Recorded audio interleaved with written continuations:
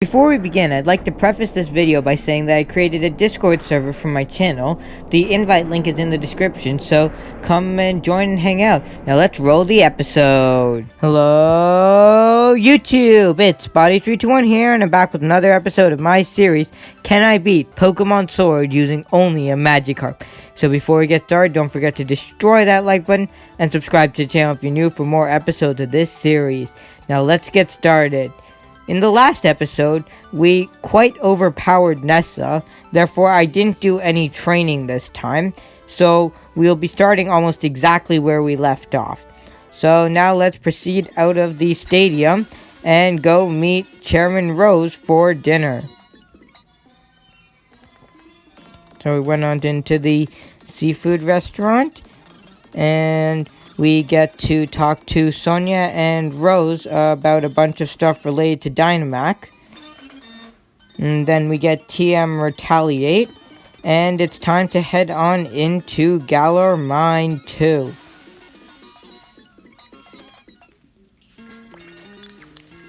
So, of course, as soon as we get in, we get stopped by our rival Bede. And I just wanted to check something. So now we can continue on and do the battle. He sends out Solosis. We send out the Magikarp. And we go for Hydro Pump. But miss it like always. And Side Beam does a lot. More than half. But now we're finally able to hit the Hydro Pump.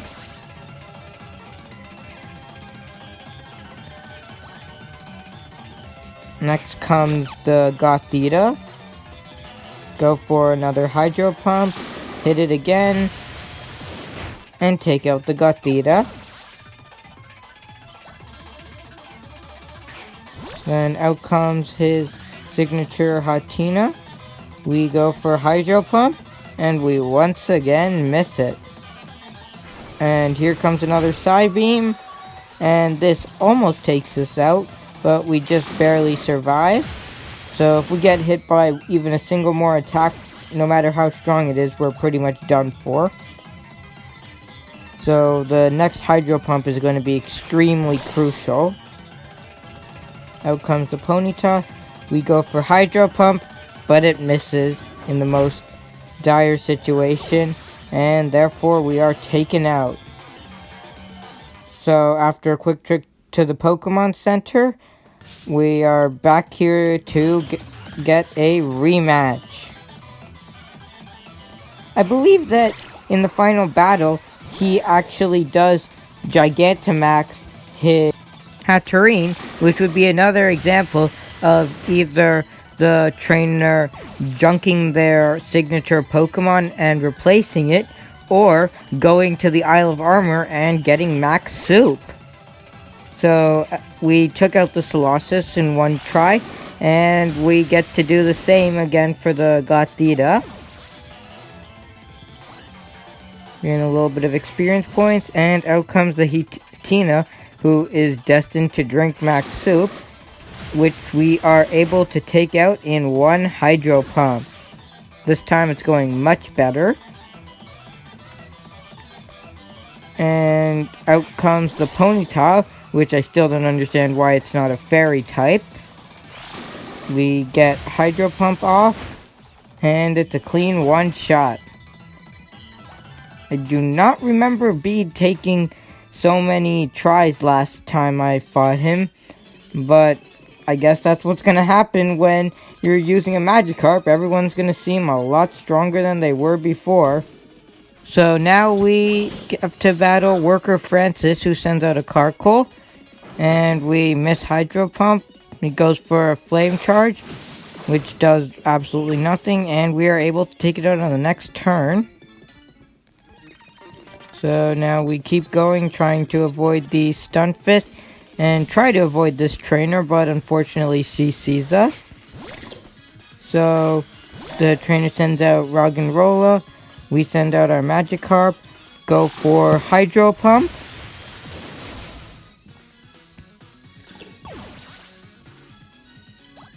And we are able to take it out.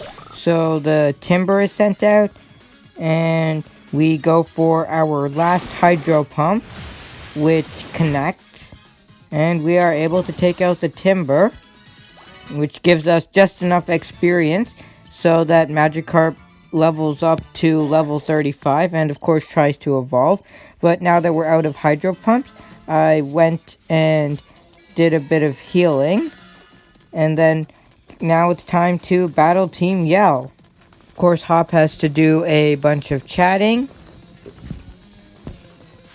and then we agree to a multi-battle. I'm glad that they put these into the actual story and then gave us the ability to actually do multi-battles with actual trainers after we complete the storyline.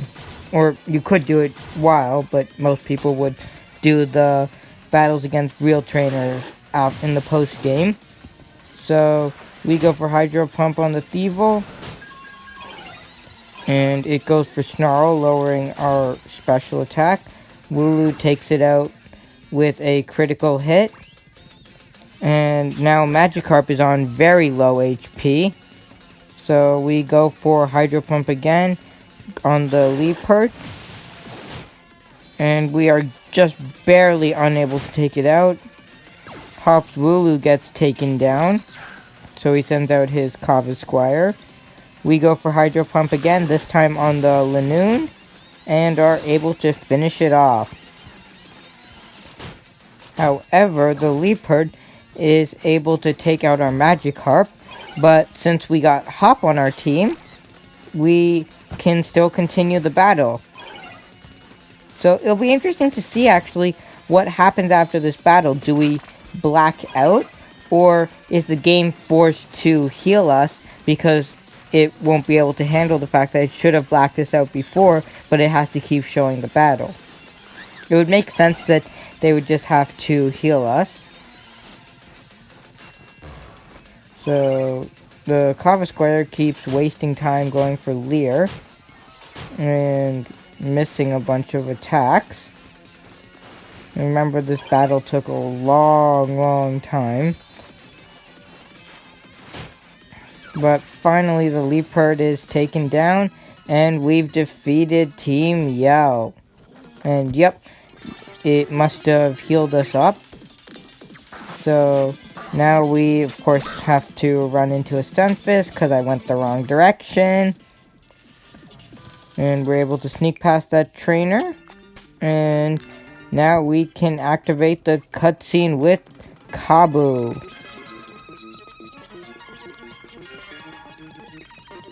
So, yep, now he returns to his gym stadium, but tells us that we have to go get a good night's sleep before we can battle him. So I go pick up the amulet coin and accidentally battle this trainer. She sends out a Yamper, we send out our Magikarp, and we go for Hydro Pump, but miss. The Yamper goes for Spark, which does quite a lot, and we get paralyzed. And yep, we got Parahaxed, so it's able to go for Spark again, which brings us down to half health. But now we are able to hit the Hydro Pump, and we are able to take it out in one hit. These trainers that you just completely would have ignored otherwise now seem so much stronger when all you're using is a single Magikarp. And yep, this one outsped me because of the paralysis and did a lot of damage, bringing me down to the red.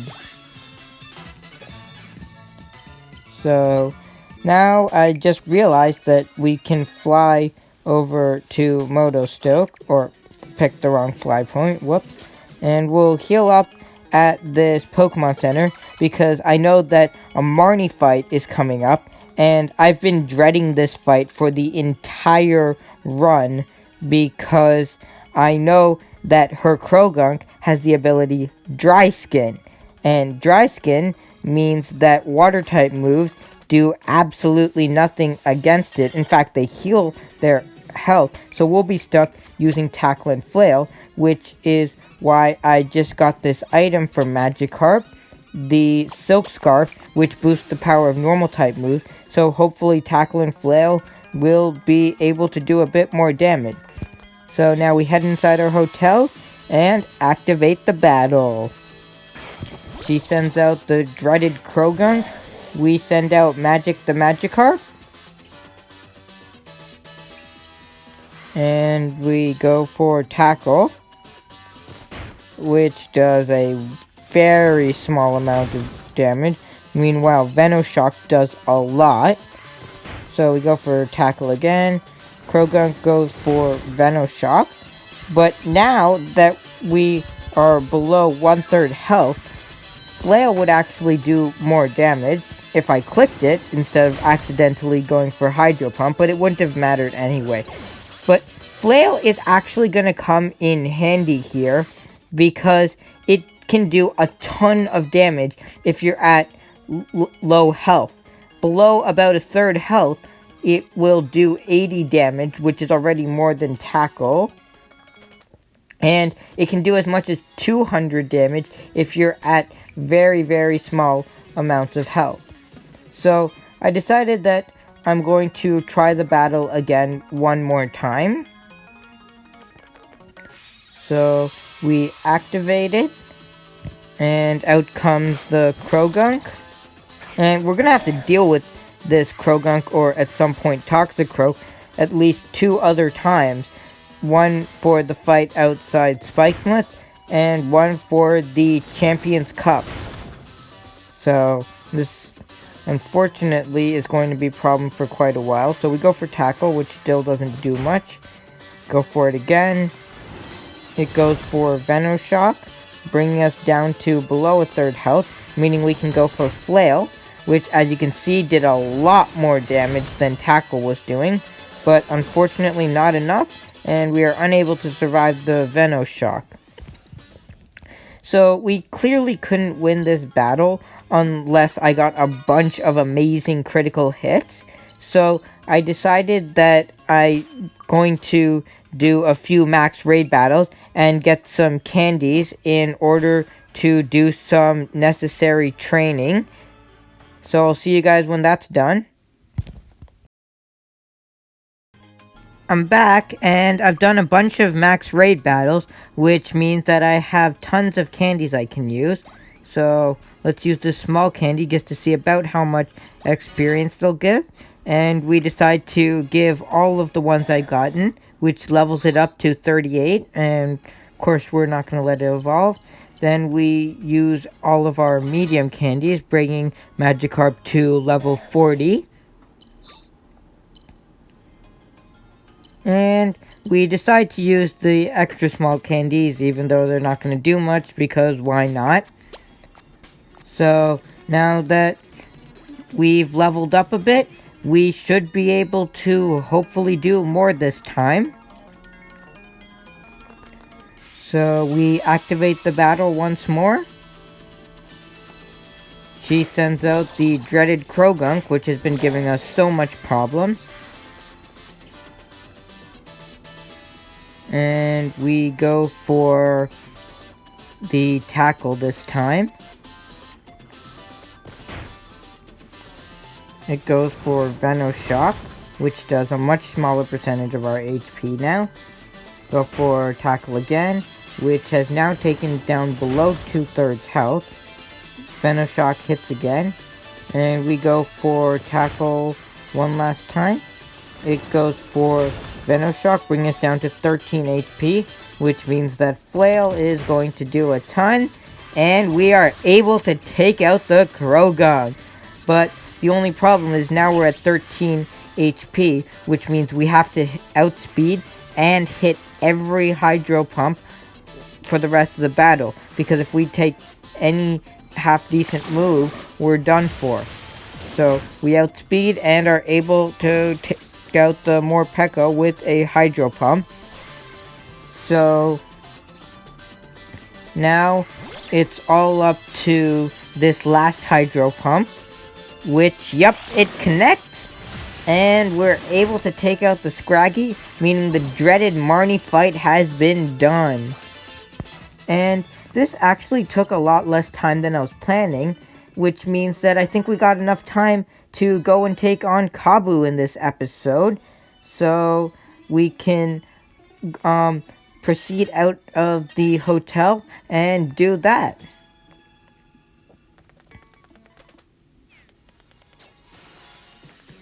So we head towards the stadium, talk to Hop again, talk to Ball Guy, and head inside where I forget who I'm supposed to talk to. But eventually I figure it out. And we head inside for the gym mission. Now, I will be allowing myself to catch these Pokemon because as per rule number 1 of my challenge, I am allowed to catch Pokemon for any other reason except to send out in battle. So the battle begins and we check out what Pokeballs we have, but realize our best one would just be the normal Pokeball. And it, of course, escapes.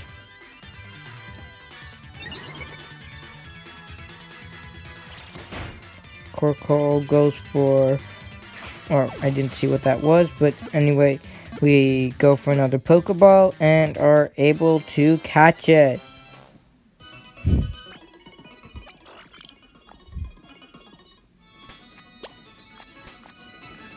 So... now we have to try the Sizzlepede, or Sizzlipede, I don't remember how to pronounce it. We again are gonna have to, or oops, well, I accidentally used Hydro Pump. But luckily it doesn't connect, and we are able to throw a Pokeball, which fails.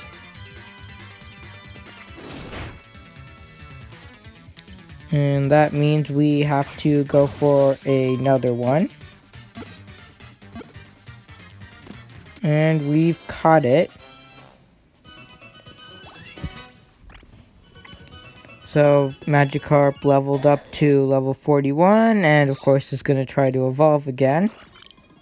But yeah, the Everstone would be absolutely useless to Magikarp other than as a quality of life. Meanwhile, the Mystic Water or Silk Scarf actually helps it be stronger. And now we can just go for Hydro Pump and take out the Litwick because I already have 4 points, so I only need 1 more. Meaning that we have now cleared the gym mission and we can withdraw in order to put those 2 Fire-type Pokemon back into the PC and heal up our Magikarp for the battle. So first we gotta heal up, and then we can open our boxes and put them into box number 2. So now we can switch the Silk Scarf out for the Mystic Water because I will be using Hydro Pump in this battle as it's a Fire type gym. So now we can proceed on into the gym battle. And that's another good thing that I'm playing Pokemon Sword, because we get Gordy instead of Melanie. So that means we get a gym battle that I'll be super effective against instead of not very effective. So does it really make a difference if I'm playing Sword or Shield? Yes, but I think that you'd still be able to beat Melanie. It would just take a bit longer. So Kabu sends out his Ninetales, which should have had Drought, because that would have been a much better ability since he's literally running a Sun team. But we are able to go for the Hydro Pump and take it out in 1 hit, because after the Marnie battle, we are now significantly over-leveled. Arcanine has its ability Intimidate, which we don't care about because we're Attack. And we go Big Fish time and use the Max Geyser in order to set up the rain for his Dynamax. Or now, it's not going to be a Dynamax, it's going to be a Gigantamax. So we go for the Max Geyser, and of course we destroy the Arcanine. And the rain is set up, which is ever so crucial. And then out comes the Sentis Scorch. So we go for Max Geyser, and he decides to go for his Gigantamax.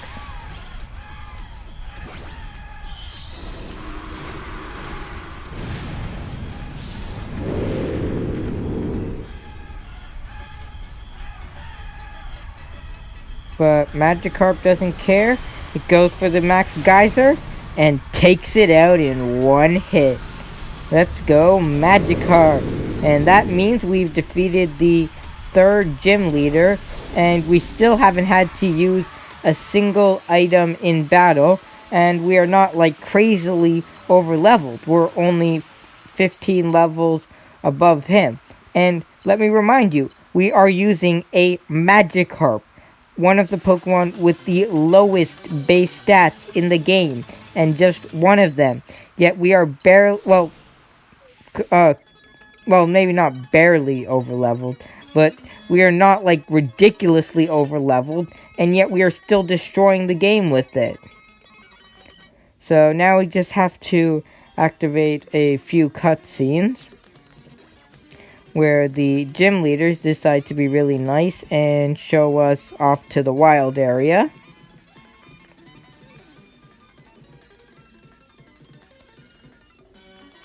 And then we head on out. Hop shows us the other side of the wild area, and Bede shows up, who challenges Hop to a battle, which ends up driving a decent amount of the storyline. But I think that's going to wrap up this episode. If you enjoyed it and want to see more episodes of this series, please don't forget to drop a like and consider subscribing to the channel if you're new for more Pokemon content and episodes of this series.